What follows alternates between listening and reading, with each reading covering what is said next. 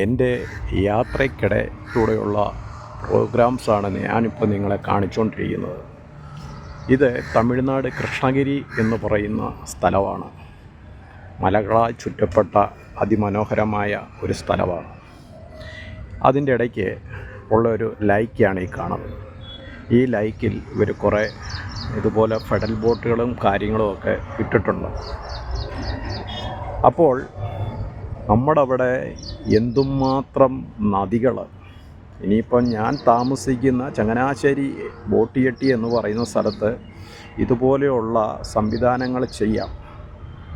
ഇതിനൊരെണ്ണത്തിന് എന്തോ 15,000 രൂപ തൊട്ട് ഇത് നമുക്ക് കിട്ടും. ഒരാൾക്ക് അവിടെ 50 രൂപ മണിക്കൂറിൽ കൊടുത്താലും നിങ്ങൾ ബാങ്കിൽ ഒരു 15,000 രൂപ ഡിപ്പോസിറ്റ് ചെയ്താൽ നിങ്ങൾക്ക് എന്നാ ഇൻട്രസ്റ്റ് കിട്ടും. ഒരു ദിവസം ഒരു 280 രൂപ വെച്ച് വരുമാനമുണ്ടായാലും ഇങ്ങനെയുള്ള പ്രോഗ്രാമുകൾ ചെയ്താൽ ആ നാടിന് ടൂറിസം കൊണ്ട് നല്ലൊരു വരുമാനം ഉണ്ടാകും. അവിടെ ഒരുപാട് പേര് ഒഴുകി എത്തുകയും ചെയ്യും. ഇതൊക്കെ ആശ്രയിച്ച് ഇങ്ങനെയുള്ള സംവിധാനങ്ങളൊക്കെ വന്നാൽ കൊള്ളാവുന്ന ആഗ്രഹമുള്ള ഒരുപാട് പേര് നമ്മുടെ നാട്ടിലുണ്ട്, എന്നോട് സംസാരിച്ചിട്ടുണ്ട്. ആ പശ്ചാത്തലത്തിലൊക്കെയാണ് ഞാൻ നിങ്ങളോടിത് പറയുന്നത്. ഇതിനോടടുത്ത് ഒരു പാർക്കുണ്ട്. ഇവിടെ ഇതിനോട് ചേർന്ന് ഒരു പാർക്കുണ്ട്. എന്തൊക്കെയോ നല്ല നല്ല സംവിധാനങ്ങൾ ഇവിടെ വരുന്നവർക്ക് കുട്ടികൾക്കൊക്കെ ഉല്ലസിക്കാനും ഒക്കെയുള്ള സംവിധാനങ്ങൾ ഇവർ ചെയ്തു വച്ചിട്ടുണ്ട്. നല്ല അടിപൊളി ഒരു പാർക്കാണ്. അപ്പോൾ നമ്മുടെ ചങ്ങനാശ്ശേരി ഇതുപോലെ തന്നെ ബോട്ടിങ് ചെയ്യുന്ന ഇടമുണ്ട്. അപ്പോൾ അതിനോട് ചേർന്നുമുണ്ട് പാർക്ക്. പക്ഷേ ആ പാർക്കും ഇതും തമ്മിലൊക്കെ ഒരുപാട് വ്യത്യാസങ്ങളുണ്ട്. നമ്മുടെ ഇന്ത്യയിലെ ഉള്ള മറ്റുള്ള സംസ്ഥാനങ്ങളിൽ നിന്ന് 2% ആൾക്കാർ പോലും കേരളത്തിൽ വന്നിട്ടില്ല, കേരളം കണ്ടിട്ടില്ല. ആകപ്പാടെ അവർ വന്നിട്ടുള്ളത് കുമരകം എന്ന് പറയുന്ന സ്ഥലത്താണ്.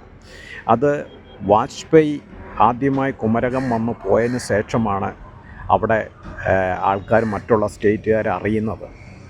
അപ്പോൾ നമ്മുടെ നാട്ടിൽ ടൂറിസ്റ്റുകളെ കൊണ്ടുവരേണ്ടതിൻ്റെ മെയിൻ ഉത്തരവാദിത്വം ആരുടേതാണ്? നമ്മുടെ MP-മാരുടെയും MLA-മാരുടെയും ഒക്കെ ചുമതലയിൽപ്പെട്ടതാണ്. അവർ ഇതിനെപ്പറ്റി യാതൊരുവിധ ബോധവുമില്ലാതെ ആ നാട്ടുകാരല്ലാത്ത രീതിയിലുള്ള ജീവിതശൈലിയാണ് അവർക്ക്.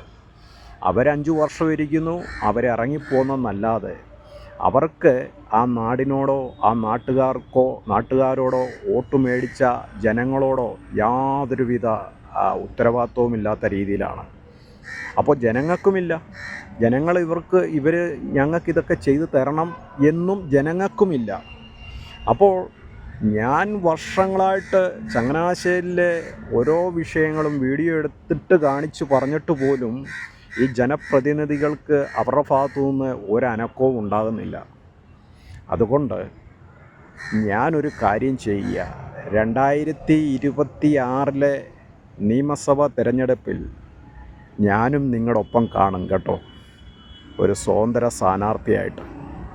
ഇലക്ഷൻ എങ്ങനെയാണെന്നും ഒരു ആളെങ്ങനെയാണ് ജനങ്ങളോട് വോട്ട് ചോദിക്കേണ്ടതെന്നും എത്ര രൂപ ഒരു ഇലക്ഷന് മുടക്കണമെന്നും ഏതൊക്കെ ബിസിനസ്സുകാരുടെ കയ്യിൽ നിന്ന് പൈസ വാങ്ങണമെന്നും ഏതൊക്കെ ഭിത്തിയിൽ പോസ്റ്റർ ഒട്ടിക്കണമെന്നും ഞാൻ നിങ്ങളെ കാണിച്ചു തരാം. എന്താണെന്ന് ചോദിച്ചാൽ, നിങ്ങൾ എന്തു പറഞ്ഞാലും ഒരുമാതിരി കൊഞ്ഞനം കുത്തി കാണിക്കുന്ന പരിപാടിയാണ്.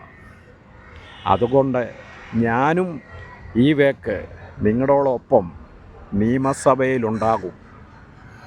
അപ്പോൾ നമുക്കിനിയും തുടർന്നുള്ള വീഡിയോകൾ അതിനെക്കുറിച്ച് കാണാം, കേൾക്കാം. ഓക്കേ.